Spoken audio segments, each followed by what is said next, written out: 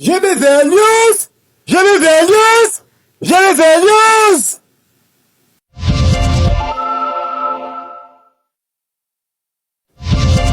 GBVL TV, première édition Actu Info 2026. Bonne année 2026. Que cette année nouvelle vous soit une occasion propice pour avancer dans vos projets auxquels vous aspirez de tout cœur. Encore une fois, vœux de succès, prospérité et longévité. C'est vrai qu'on le souhaite toujours à chaque fin d'année, mais cette année nouvelle soit particulière avec Jésus-Christ qui a promis d'être avec nous jusqu'à la fin de temps. Nous allons regrouper toutes les nouvelles édictées dans la presse depuis le 1er janvier 2026. Bonjour, bonsoir. Asseyez-vous confortablement. GBVL TV vient de commencer avec de nouvelles perspectives. Je vois votre trait jovial, l'étirement de la joue symbolisant votre façon de sourire pour l'accueil à notre présence. GBVL. 10 dossiers décortiqués dans cette première édition du 8 janvier 2026. Récits et reportages GBVL TV. Premier dossier, situation à l'est de la République démocratique du Congo. On déplore un État en émiettement. Que faut-il faire à Félix Tshisekedi pour tout bien gérer? Il doit rétablir la paix que nos ennemis mettent en mal. Crimes et violences et leur lot quotidien. L'année nouvelle commence encore avec des turbulences. Cette patience qu'il prend de rétablir la sérénité et la paix est-il réaliste? On va en savoir plus dans ces récits. Deuxième dossier. Dans l'armée congolaise, suspension du général-major des FARDC, Sylvain Ikenge, pour ses paroles de divisionniste contre les femmes Tutsi. Une situation qui a entraîné en même temps la suspension du journaliste qui lui avait reçu comme invité du journal à la chaîne nationale RTNC. Le dernier conseil des ministres premier de l'année du vendredi dernier à l'Union, à la cité de l'Union africaine, en ont parlé. Compte rendu fait par Patrick Mouyaya, ministre des Informations, Communication et porte-parole du gouvernement congolais RDC. Troisième dossier, attribution qualitative du groupe Mobundo.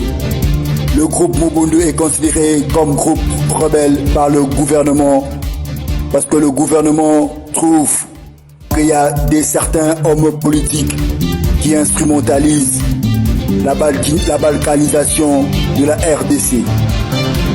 Tous les détails avec GBVL News, Yannick Mobé. Quatrième dossier, la RDC est mal comptée par les Occidentaux. Des négociations diplomatiques entamées avec des responsables congolais pour apaiser les tensions sur le refus d'octroi des visas pour le Royaume-Uni. Cinquième dossier, en société commémorative, parlons-en du sujet 30 ans de l'accident type K. 300 morts pour un Antonov russe. Est-ce que le marché populaire doit toujours être situé près des aéroports? C'est la question que nous allons essayer d'épingler et en savoir plus. Quelles mesures le gouvernement prend pour éviter des accidents pareils pour le bien de la population future. Sixième dossier de GBVL TV de ce 8 janvier. Puisque GBVL TV vient de fêter ces une année une autre structure de presse à l'honneur, Liberté Plus aussi fête ses 15 ans d'existence. Liberté Plus, coordonné par le DG Hervé Moulumba.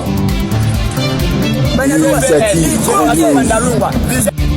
de GBVL-TV appuie tant que dans son organisation pour ses 15 ans d'existence est une prouesse d'abnégation, d'efforts collectifs.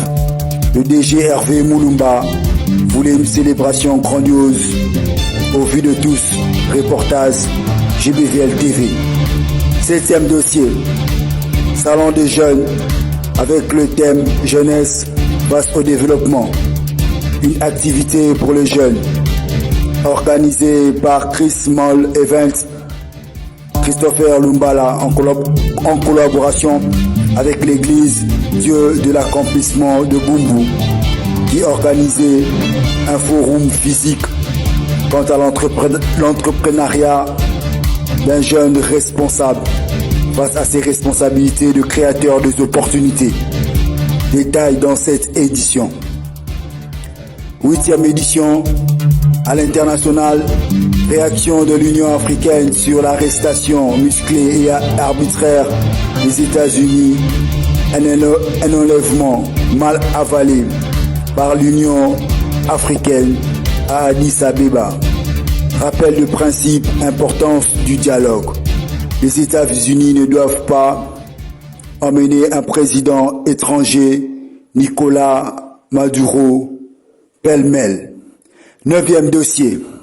En musique, Gims, en première position des ventes en France. S'il y a des Congolais qui pensent entamer son moral avec des découragements, ils ont encore du chemin à faire. Polémique pour les polémiqueurs. Et enfin le 10e dossier, sport, élimination de la RDC en 8e de finale.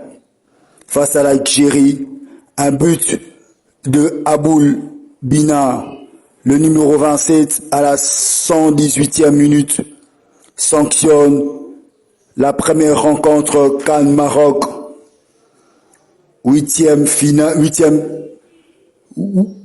de ce mardi 6 janvier 2026. Et pour terminer, la rédaction de GBVL TV vous lira un communiqué officiel portant sur la falsification et usurpation d'identité à travers des faits graves dans sa fonction. Puisque c'est de lui qu'il s'agit, M. Anthony Kinto Kamole dénonce à haute voix une orchestration de mauvaises aventures pour son image. Le directeur du cabinet du président veut rester à son boulot de légaliste propagandiste organisationnel pour le bureau du chef de l'État. Un compte rendu de Yannick Omobé, GBVL News. Et pour conclure, en musique jouée, le ras-bol des artistes quant à la réalité observée des fonctionnaires qui font des peines temporelles pour attendre leur peine salariale de fin de mois. Les artistes attendent leur 13e mois et cette dénonciation est faite en musique Maïndomé. Commençons premièrement par la situation à l'Est qui reste malheureusement inchangée, aggravante même. Les combats s'intensifient entre l'armée régulière et forces à l'appui Ouazalendo contre le M23.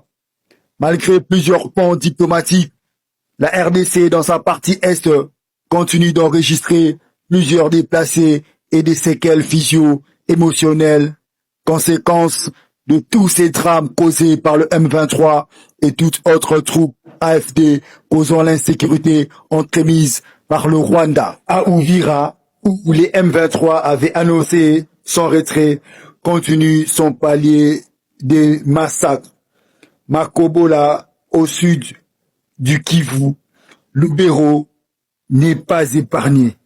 Le même scénario à Rutshuru, Massissi, village de Nyambiondo à Bukambo, ainsi qu'à Walikale au Nord Kivu.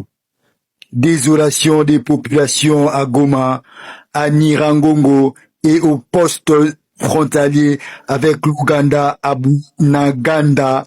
On voit le Burundi dénoncer cette guerre. Pourquoi pas nos amis ougandais? Quelle est leur implication? La situation reste tendue dans l'est de la République démocratique du Congo, dans plusieurs localités situées environ à une dizaine de kilomètres au sud de la ville d'Uvira, dans la province du Sud Kivu. Hier, de nouveaux combats ont opposé la FCM 23, soutenue par le Rwanda, à l'armée congolaise. Combats qui se sont déroulés à Kikongo et dans d'autres localités périphériques, et des détonations entendues jusqu'à Uvira. Alexis Guilleux. Des témoins affirment avoir entendu des coups de feu et de fortes détonations dans les moyens plateaux d'Uvira.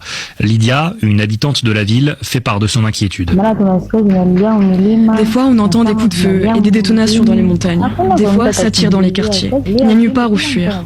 Tout le monde pleure, tout le monde s'enferme chez soi. Et pourtant, des gens continuent de prendre la route, malgré les coups de feu.